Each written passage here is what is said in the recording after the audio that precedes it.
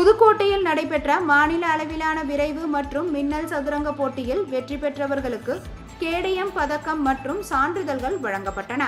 புதுக்கோட்டையில் உள்ள தனியார் மண்டபத்தில் மாநில அளவிலான விரைவு சதுரங்க போட்டி மற்றும் மின்னல் சதுரங்க போட்டிகள் 2 நாட்கள் நடைபெற்றன. விரைவு சதுரங்க போட்டியில் வயது வரம்பு இன்றி 250 பேரும், மின்னல் சதுரங்க போட்டியில் 130 பேரும் பங்கேற்றனர். இந்த 2 பிரிவுகளிலும் சிவகங்கை மாவட்டத்தை சேர்ந்த விக்னேஷ் கண்ணன் முதல் பரிசை வென்றார். விரைவு பிரிவில் செங்கல்பட்டு மாவட்டத்தை சேர்ந்த ஹரி கணேஷ் 2வது இடத்தையும், தஞ்சாவூர் மாவட்டத்தை சேர்ந்த பாரத் கல்யாண் 3வது இடத்தையும் பிடித்தனர். மின்னல் பிரிவில் செங்கல்பட்டு மாவட்டத்தை சேர்ந்த விக்னேஷ் 2ஆம் இடத்தையும், சிவகங்கை மாவட்டத்தை சேர்ந்த தினேஷ் ராஜன் 3ஆம் இடத்தையும் பிடித்தனர். போட்டிகளில் வெற்றி பெற்றவர்களுக்கு கேடயம், பதக்கம் மற்றும் சான்றிதழ்கள் வழங்கப்பட்டன.